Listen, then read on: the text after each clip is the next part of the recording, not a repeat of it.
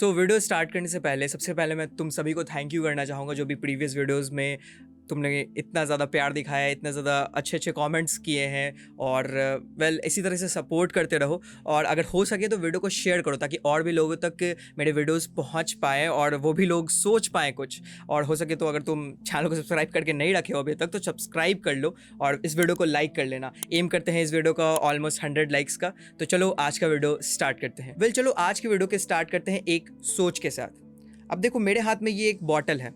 अब मैं बोलूँ कि ये बॉटल एग्जिस्ट नहीं कर रहा है, तुम इसको देख पा रहे हो, मैं इसको हाथ में पकड़े हुए हूँ, इसे फील कर पा रहा हूँ, लेकिन क्या हो अगर मैं कहूँ ये बस एक इल्यूजन है। आई नो कि ये थोड़ा क्रेजी साउंड करेगा या फिर थोड़ा नहीं बहुत ज़्यादा ही क्रेजी साउंड करेगा, लेकिन यही सेम क्वेश्चन एक लॉजिशियन बर्टन रसल ने भी रेज किया था अपने book the problem of philosophy के अंदर। और ये बुक भरा पड़ा है इसी तरीके के माइंड बेंडिंग क्वेश्चंस के साथ, और जिसमें हम लोग देखने वाले हैं अलग अलग तरीके के इंटरेस्टिंग फिलोसॉफिकल प्रॉब्लम्स। तो आज का जर्नी हम लोग स्टार्ट करते हैं। So welcome to the problems of philosophy for beginners part 1। और आज के इस पार्ट में हम लोग डिस्कस करेंगे इस बुक के पहले 5 चैप्टर्स को, जिसमें रसल के थॉट्स होंगे ऑन रियलिटी, ऑन नॉलेज, और इस बात पे कि शायद हम सब एक फिलोसॉफिकल हेलुसिनेशन में जी रहे हैं। सो मैं हूं साहिल और तुम लोग देख रहे हो बोर्ड रैक्स। आई होप कि तुम्हें ये नाम याद रहेगा, और अगर ये नाम याद रह जाता है तो चैनल को सब्सक्राइब कर लेना। तो स्टार्ट करते हैं इस वीडियो के सबसे बड़े सवाल के साथ कि जो भी तुम देख रहे हो क्या वो सच में रियल है। अब इसको समझने के लिए एक छोटा सा एक्सपेरिमेंट इमेजिन करते हैं। ओके, अब तुम इमेजिन करो अपने सामने एक टेबल को। अब उस टेबल को तुम एक पॉइंट से खड़े होकर देख रहे हो। ओके, अब वो टेबल तुम्हें ब्राउन कलर का दिख रहा है और उस पर सर्टेन काइंड ऑफ लाइट पड़ रही है, तो वो एक साइड से ब्राइटर दिख रहा है। ओके, अब तुम अपना पोजीशन चेंज करते हो और उसी टेबल को किसी और एंगल से देखते हो। अब एक साइड शायद तुम्हें ज़्यादा डार्कर दिख रहा होगा या फिर ज़्यादा ब्राइटर दिख रहा होगा, और ब्राउन कलर भी थोड़ा बहुत अब ज़्यादा डार्कर और लाइटर हुआ होगा। अब उसी टेबल को जो स्मूथ पहले दिख रहा था, अगर तुम उसको माइक्रोस्कोप के अंदर देखोगे तो वो ही स्मूथ सरफेस अनइवन सरफेस दिखेगा, उसके बीच के गैप्स तुम्हें दिखेंगे। मतलब ये जो टेबल जैसा दिख रहा है वैसा सच में है नहीं। और यही है रसल का पहला सबसे बड़ा सवाल। हम यूजुअली मान लेते हैं कि जो भी चीज़ें हम देख रहे हैं वही सच है, लेकिन रसल का यहाँ कहना है होल्ड अप, तुम्हारी सेंसेस तुम्हें फूल कर सकती हैं। और इसका सबसे सिंपल एग्जांपल अगर मैं लेना चाहूँ तो एक ग्लास ऑफ वाटर ले लो और एक पेंसिल ले लो। अब ये ग्लास ऑफ वाटर शीशे का होना चाहिए ताकि तुम्हें वो पेंसिल दिखाई दे बाहर से।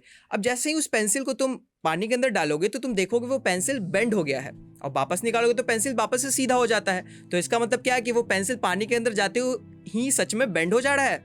नहीं, वो एक्चुअली तुम्हारे आंखों का धोखा है। वो पानी से लाइट रिफ्लेक्ट होकर तुम्हारे आंखों तक पहुंच रही है और तुम्हें ऐसा लग रहा है कि वो पेंसिल बेंड हो चुका है, बल्कि असलियत में ऐसा नहीं है। अब पॉइंट ये है कि हमारी सेंसेस रियलिटी को डिस्टॉर्ट कर सकती हैं। हम जो देख रहे हैं, सुन रहे हैं, फील कर रहे हैं वो सच भी हो सकता है और झूठ भी। तो रसल इसी प्रॉब्लम को सॉल्व करने के लिए एक कॉन्सेप्ट इंट्रोड्यूस करते हैं, दैट इज सेंस डेटा। अब इमेजिन करो कि मेरे हाथ में ये जो बॉटल है ये वैसा ही है जैसा ये रियली एग्जिस्ट करता है, मतलब कि ये ऑब्जेक्टिवली ही ऐसा है। लेकिन रियलिटी में हमारे साथ तो ऐसा नहीं होता। हम जब भी किसी चीज़ को देखते हैं, फॉर एन एग्जाम्पल अगर मैं इस बॉटल को ही देख रहा हूँ तो मैं अपने सेंसेस के थ्रू देख पा रहा हूँ इसे, मैं अपने सेंसरी फिल्टर्स के थ्रू देख पा रहा हूँ। इस पे किसी एंगल से लाइट रिफ्लेक्ट होकर मेरी आंखों तक आ रही है तो मुझे ये सरफेस ज़्यादा ब्राइटर दिख रहा है, या फिर अगर मैं किसी और एंगल से देखूंगा तो वही सरफेस ज़्यादा डार्कर दिख सकता है। मतलब कि जो हम परसीव कर रहे हैं वो हमारा सेंस डेटा है, रियलिटी कुछ और भी हो सकती है। तो अब यहाँ पे एक और क्वेश्चन आके खड़ा ये हो जाता है कि अब अगर हमारी सेंसेस अनरिलायबल है तो हमें कैसा पता चलेगा कि रियलिटी क्या है? अगर जो तुम देख रहे हो वो गारंटीड नहीं है तो हम रियलिटी को कैसे डिफाइन करें? आखिर अल्टीमेट सच क्या है, या सब कुछ बस एक इल्यूजन है? तो अगर तुम देखो तो क्वेश्चन अल्टीमेटली ये रेज हो रहा है कि अगर हम दुनिया को डायरेक्टली नहीं देख सकते तो क्या ये दुनिया सच में एग्जिस्ट करती है? तो इसको समझने के लिए चलो वापस चलते हैं उसी बॉटल वाले एग्जाम्पल की तरफ। तो तुमने जो बॉटल देखी या फिर जो मैं बॉटल देख रहा था वो रियल था या फिर बस एक इल्यूजन? मतलब समझो कि अगर मेरी आंखें मुझे धोखा दे सकती हैं तो क्या पता वो बॉटल भी बस मेरे एक सपने का हिस्सा हो, या फिर ये पूरा यूनिवर्स ही बस एक सिमुलेशन हो। क्या पता तुम भी किसी और के सपने का बस एक पार्ट हो। और यही सवाल रसल भी यहाँ पूछते हैं कि अगर हम दुनिया को को सिर्फ अपनी सेंसेस के थ्रू एक्सपीरियंस कर रहे हैं, तो हमें कैसे पता चलेगा कि ये दुनिया सच में एग्जिस्ट करती है कि नहीं? और ये फर्स्ट टाइम नहीं है कि किसी ने ये क्वेश्चन रेज किया है। अगर तुम जानते होगे तो प्रीवियसली एक बहुत रिनाउंड फिलोसोफर ने भी ये सेम क्वेश्चन रेज किया था, and that was Rene Descartes, जिन्होंने सभी चीजों के ऊपर डाउट करना स्टार्ट कर दिया था, अपने एक्सपीरियंसेस के ऊपर डाउट करना स्टार्ट कर दिया था, लेकिन वो एक कंक्लूजन तक पहुंचे थे कि वो एक चीज को डाउट नहीं कर सकते, और वो था कि वो खुद सोच पा रहे हैं, जहां से उनका बहुत फेमस फ्रेज भी निकल के आता है, I think therefore I am. और यहाँ पे मैंने काफ़ी वेगली इसके बारे में बात की है, क्योंकि अभी हम लोग रेने डेकार्ट के बारे में डिस्कशन नहीं कर रहे हैं। जब किसी और वीडियो में कभी बात करूँगा तो ज़रूर मैं तुम्हें फुल एक्सप्लेनेटरी तरीके से या फिर पूरा नुआंस्ड तरीके से तुम पे ये इस टॉपिक पे बात करूँगा। लेकिन अभी भी हमें इस सवाल का जवाब नहीं मिल पा रहा है कि ये दुनिया आखिर एग्जिस्ट कर रही है कि नहीं कर रही है। ये अभी भी एक मिस्ट्री है। अब रसल का यहाँ कहना है ना कि एक्सट्रीम डाउट भी काफी ज्यादा हो जाता है। अगर हम हर चीज को डाउट करने लग जाएंगे तो जीना ही मुश्किल हो जाएगा। अब सोच के देखो, तुम चल रहे हो रास्ते में, अब चलते चलते तुम जमीन को ही डाउट करने लग जाओ कि वो रियल है कि नहीं रियल है। खाना खाते समय प्लेट को डाउट कर रहे हो कि भाई रियल है कि नहीं रियल है। सोते समय बेड को डाउट कर रहे हो कि रियल है कि नहीं रियल है, तो तुम्हारी जिंदगी पूरी तरीके से क्योटिक हो जाएगी। इसलिए रसल यहाँ पे एक बैलेंस्ड अप्रोच प्रपोज करते हैं, जहां उनका कहना है कि जो भी चीजें हम देख रहे हैं वो डायरेक्ट रियलिटी नहीं है, लेकिन इसका मतलब ये नहीं कि दुनिया एग्जिस्ट नहीं करती। जहां रसल का कहना है कि हम दुनिया को डायरेक्टली नहीं देख सकते, बस इनडायरेक्टली एक्सपीरियंस कर सकते हैं अपनी सेंस डेटा के थ्रू। तो इसलिए हम दुनिया का डायरेक्ट प्रूफ नहीं दे सकते, पर हमारे एक्सपीरियंसेस ये सजेस्ट करते हैं कि दुनिया सच में एग्जिस्ट करती है। अगर सब लोग एक टेबल को अलग अलग एंगल से देख रहे हैं पर फिर भी उसे टेबल ही बोल रहे हैं, तो इसका मतलब एक रियल ऑब्जेक्ट है जो सभी को एक्सपीरियंस कर पा रहे हैं, इवन अगर सबकी परसेप्शन अलग हो। मतलब हम सब एक शेयर्ड रियलिटी एक्सपीरियंस कर रहे हैं। अगर मान लो कि दुनिया सिर्फ अगर मेरी इमेजिनेशन होती तो तुम भी वही रियलिटी सिर्फ देख पाते जो मैं देख पा रहा हूँ, राइट? तो रसल का कहना है कि दुनिया एग्जिस्ट करती है, लेकिन हम उसे इनडायरेक्टली जानते हैं, सेंस डेटा के फिल्टर के थ्रू। तो अब सवाल यह है कि अगर तुम दुनिया को इनडायरेक्टली जानते हो तो आखिर इस चीज का नेचर कैसा है? तो अल्टीमेटली क्वेश्चन ये बन रहा है कि what is the nature of matter. So अगर तुम यही क्वेश्चन किसी साइंटिस्ट से पूछोगे तो उसका कहना होगा कि मैटर तुम्हारा एटम्स एंड मॉलिक्यूल्स से बना है, और वही क्वांटम फिजिक्स वाली फिर बातें स्टार्ट हो जाएंगी। लेकिन अगर तुम एक फिलोसोफर से पूछोगे तो वो बोलेगा कि क्या तुम श्योर हो कि मैटर वैसा ही है जैसा तुम सोचते हो? क्या गारंटी है कि ये टेबल वैसे ही एग्जिस्ट करती है जैसा तुम सोचते हो? और रसल भी यही पूछते हैं कि क्या फिजिकल ऑब्जेक्ट्स वैसे ही हैं जैसे हम उन्हें एक्सपीरियंस करते हैं? जहां उनका कहना है कि हम मान लेते हैं कि एक टेबल सॉलिड ब्राउन एक रिजिड स्ट्रक्चर है, पर साइंस बोलेगी एक सेकंड, ये टेबल तो 99% एक एम्प्टी स्पेस है जहां एटम्स के बीच में काफी गैप है, और जो तुम्हें सॉलिड लग रहा है वो तो बस एक इल्यूजन है। मतलब कि जो तुम्हें फिजिकल ऑब्जेक्ट लग रहे हैं वो तो मोस्टली वैक्यूम है। तो फिर ये टेबल उड़ क्यों नहीं जाती? वेल, साइंस वालों से मेरा ये क्वेश्चन रहेगा, तो कमेंट में जरूर अपने थॉट्स को एक्सप्रेस करना। नाउ तो ये कौन सा सच है, जो हम देख रहे हैं या फिर जो साइंस हमें बता रही है? जहां रसल का कहना है कि हम मैटर को डायरेक्टली नहीं जानते, हम बस उसे एक्सपीरियंस करते हैं अलग अलग माध्यम के through, like light reflection, texture, weight, vibration etcetera. जहां हम डायरेक्टली सिर्फ और सिर्फ सेंस डेटा को ही एक्सपीरियंस करते हैं। समझो, अगर तुम एक ऑब्जेक्ट देख रहे हो, तुम्हें उसका कलर, टेक्सचर और शेप दिख रहा है, पर उस ऑब्जेक्ट का कलर लाइट के रिफ्लेक्शन पे डिपेंड करता है, टेक्सचर माइक्रोस्कोपिक लेवल पे डिफरेंट है, और शेप पर्सपेक्टिव पे चेंज हो सकती है, तो असली ऑब्जेक्ट कैसा है? क्या तुम जान पाओगे? तो रसल का कंक्लूजन ये है कि हम मैटर को कभी भी डायरेक्टली या फिर ऑब्जेक्टिवली नहीं जान सकते, हम बस उसे इनडायरेक्टली इन्फर करते हैं। तो यहाँ पे एक क्वेश्चन रेज होता है जो हमें एक फिलॉसफी की तरफ भी मोड़ेगा कि अगर हम रियलिटी को सिर्फ इनडायरेक्टली जानते हैं तो क्या इसका मतलब यह है कि दुनिया सिर्फ और सिर्फ एक थॉट है? Everything is in your head. Now imagine एक बुक तुम पढ़ रहे हो, ओके? अब उस बुक को तुम बंद करके साइड रख देते हो और उस रूम से चले जाते हो जहां पर भी तुम उस बुक को बैठ के पढ़ रहे थे। अब रूम से निकलते ही वो बुक एग्जिस्ट करना बंद कर देता है। मतलब कि जब तक कोई उसे परसीव कर रहा था तब तक वो एग्जिस्ट कर रहा था, लेकिन जैसे ही उसे किसी ने परसीव करना बंद कर दिया तो वो एग्जिस्ट करना भी बंद कर देता है। वेल, ये थ्योरी जॉर्ज बर्कली की तरफ से आती है, जो ये कहते हैं कि कोई भी चीज तब तक के लिए एग्जिस्ट करती है जब तक के लिए उसे कोई परसीव कर रहा हो। अगर कोई उसे नहीं देख रहा तो उस ऑब्जेक्ट का कोई भी एग्जिस्टेंस नहीं होगा। तो बर्कली का सिंपली ये कहना है ना कि ये सारी रियलिटी बस एक मेंटल एक्सपीरियंस है, और अगर कोई भी चीज परसीव नहीं की जा रही है तो वो एग्जिस्ट भी नहीं कर रही है। तो अगर ये बर्कली की थ्योरी सही होती तो इसका मतलब ये होता है ना कि अभी मान लो तुम ये वीडियो ही देख रहे हो, अगर तुम आंखें बंद करते तो जिस भी डिवाइस पे तुम ये वीडियो देख रहे हो वो डिवाइस गायब हो जाता, मतलब कि वो एग्जिस्ट करना बंद कर देता, क्योंकि तुम उसे परसीव नहीं कर रहे हो। और यही सेम क्वेश्चन बर्कली के दिमाग में भी आया कि भाई ऐसा तो नहीं है कि आंख बंद करते हैं या फिर परसीव नहीं करने के बावजूद वो चीज एग्जिस्ट करना बंद कर देगी। तो बर्कली ने इसका सल्यूशन क्या दिया? अब देखो, जब इंसान को कोई भी चीज समझ में नहीं आता है ना, तो वो सिंपल एक चीज करता है, वो सारी चीजें भगवान के ऊपर थोप देता है। तो बर्कली ने भी यहाँ पे स्मार्टली प्ले किया। उसने कहा कि भगवान सारी चीजें देख रहा है, इसलिए सारी चीजें हमेशा परसीव हो रही हैं।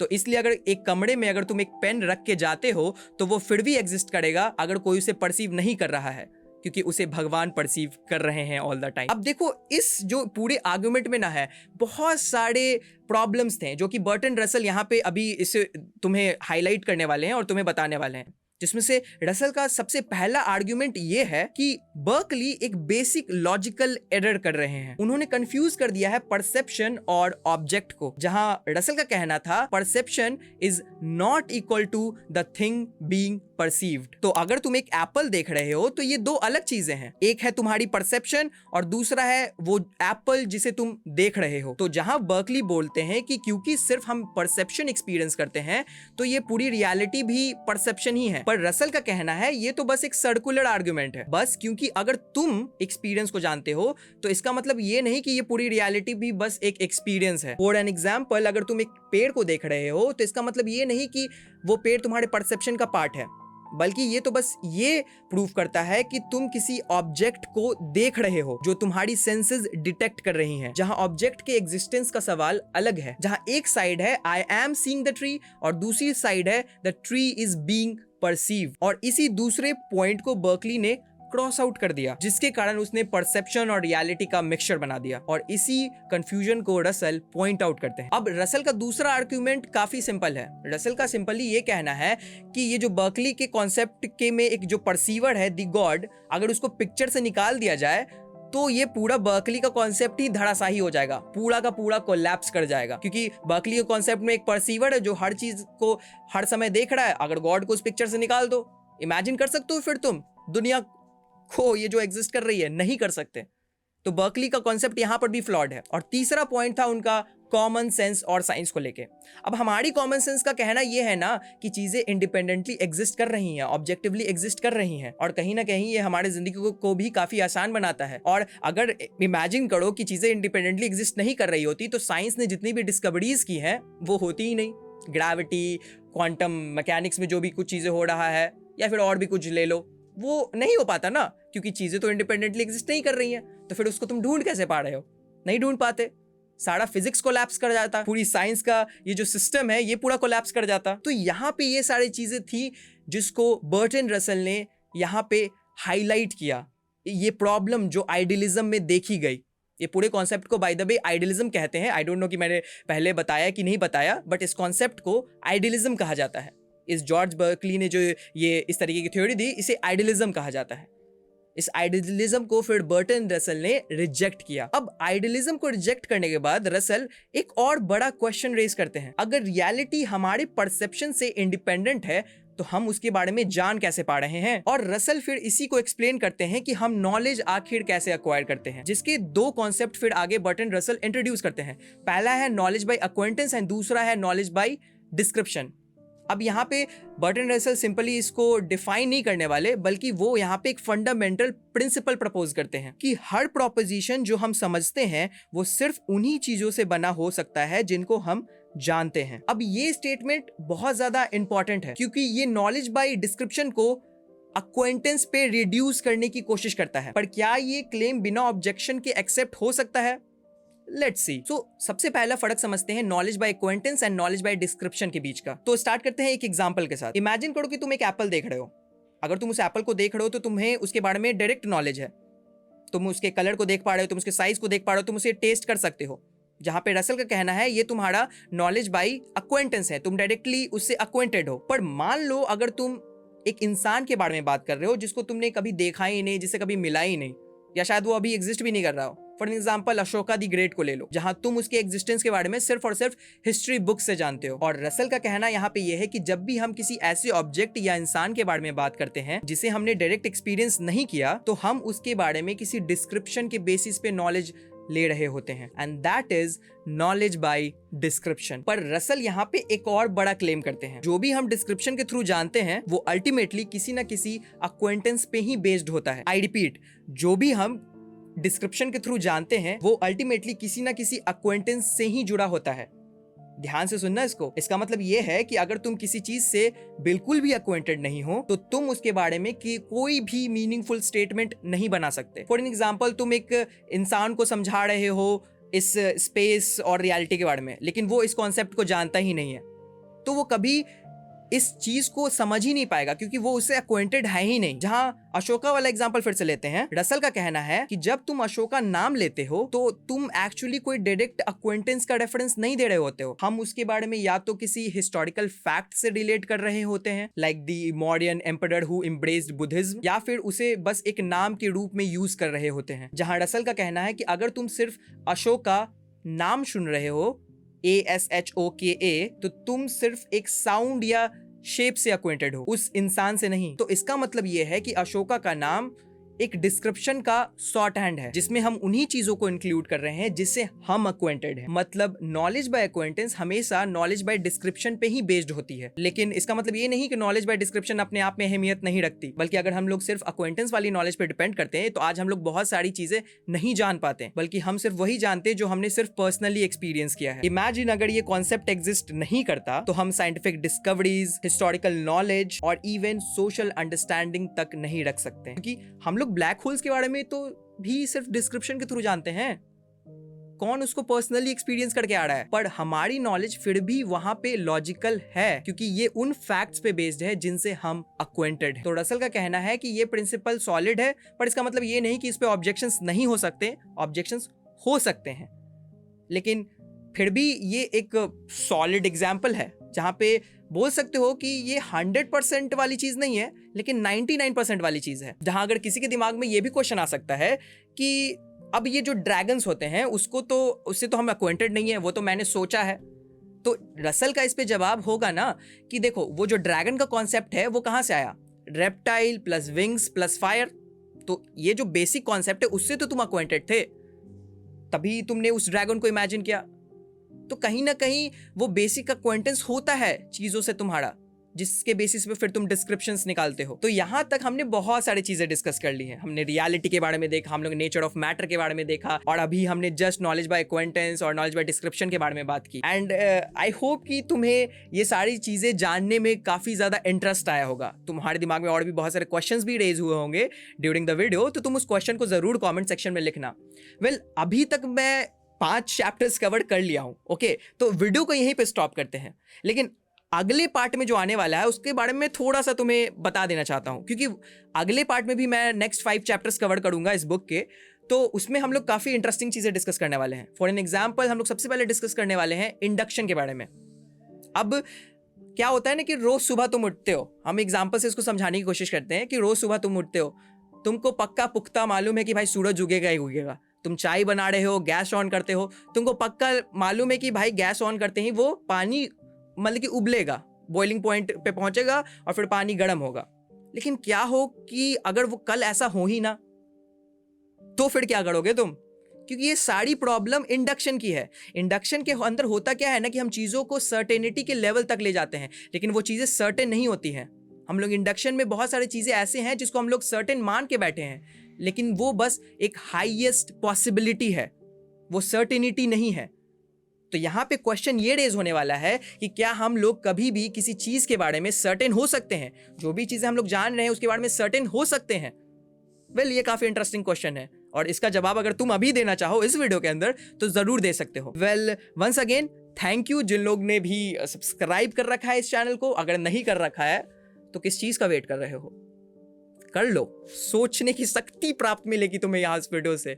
एक्चुअली मैं खुद अभी बहुत कम चीज़ें जानता हूँ, लेकिन जैसे जैसे मैं जर्नी तय करूँगा वैसे वैसे तुम भी कुछ ना कुछ जान पाओगे इस वीडियोज़ के थ्रू। तो तुम चाहते हो अगर कुछ नया जानना तो उस चैनल को सब्सक्राइब कर लो, वीडियो को लाइक कर लो। 100 लाइक्स का टारगेट है, बहुत छोटा सा टारगेट है, और प्लीज़ सब्सक्राइब करो क्योंकि हम लोग 2000 सब्सक्राइबर के बहुत करीब हैं। वेल बहुत हो गया बकवास, ये एंड सेक्शन, और चलो मिलते हैं नेक्स्ट वीडियो में। Till then be curious and thanks for watching.